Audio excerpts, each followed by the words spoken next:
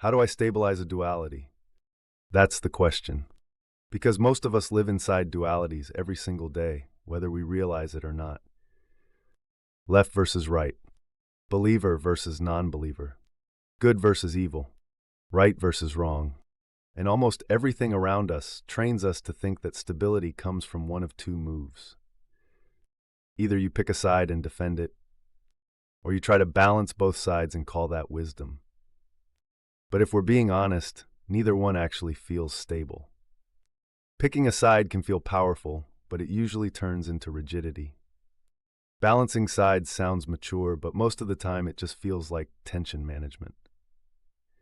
Like you're constantly bracing yourself, constantly reacting, constantly pulled. So I want to start with a different question. Why do dualities feel so destabilizing in the first place?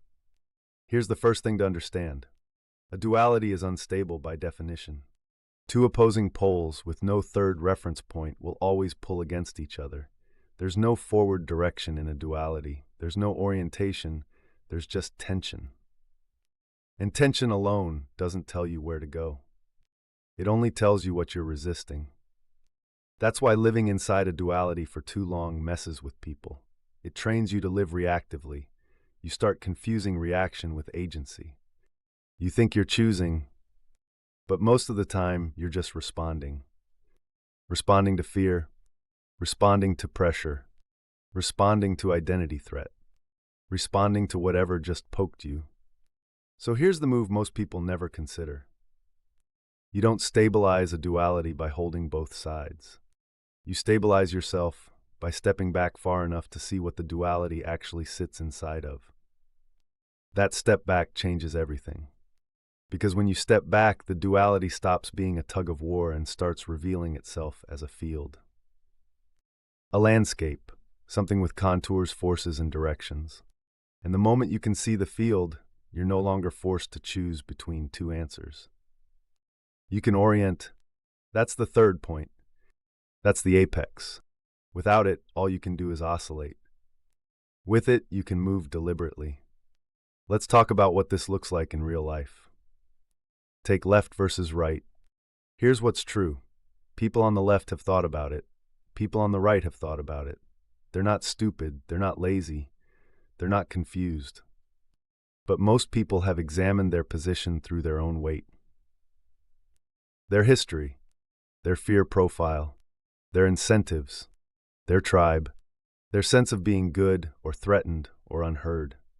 So yes, they've examined it, but they've examined it from inside the field, not above it. What usually happens is that an orientation forms first, then the mind builds arguments afterward to justify it. That's why political arguments feel impossible. People aren't defending ideas, they're defending identity. So stepping back doesn't mean both sides are the same. That's not what this is. Stepping back means you stop treating left and right like the whole universe and start asking a different question. What forces are actually operating here? Fear, control, compassion, responsibility, freedom, trust. And then the real question shows up. What direction does my orientation move this system toward over time? Not am I right, but where does this lead? That's a completely different level of responsibility. Now, believer versus non-believer. This one traps people for years. Because belief gets treated like a switch, on or off, in or out. But belief isn't a switch, it's an orientation. There's a whole field here that gets ignored, meaning authority, trust, disappointment, spiritual injury, pride, community, fear of being manipulated, fear of being naive.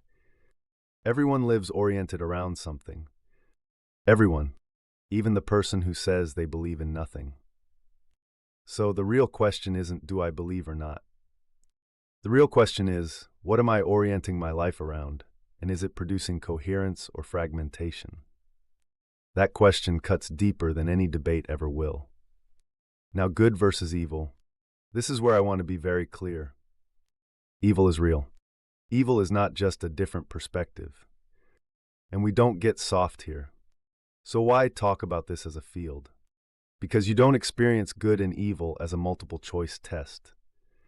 You experience them as influences that shape you over time. Some things move you toward coherence: truth, humility, courage, repentance, restraint, responsibility, love that costs something. Other things move you toward degradation, manipulation, cruelty, entitlement, contempt, dehumanization, power justified by fear. That's the field. And this is where the distinction matters. Right versus wrong is often about decisions in context. Good versus evil is about orientation and trajectory. Right and wrong asks, was this action correct?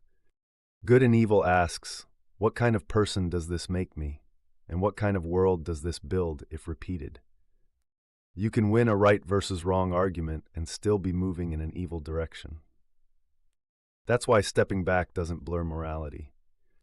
It sharpens it, because you're no longer arguing a single move, you're seeing the pattern. Finally, right versus wrong itself. People want this to be simple. Sometimes it is, but a lot of the time, right and wrong live inside a field of trade-offs, partial information, competing goods, and long-term consequences. What breaks people is trying to force a duality answer onto a field problem. They want certainty. They want a slogan. They want to be done thinking. But what actually stabilizes you isn't certainty. It's orientation. So let's bring it back to the beginning. How do I stabilize a duality? You don't. You step back. You see the field. You notice the direction you're already moving. And then you ask the only question that actually matters. Am I consciously choosing my direction, my orientation? Or am I trying to balance a duality?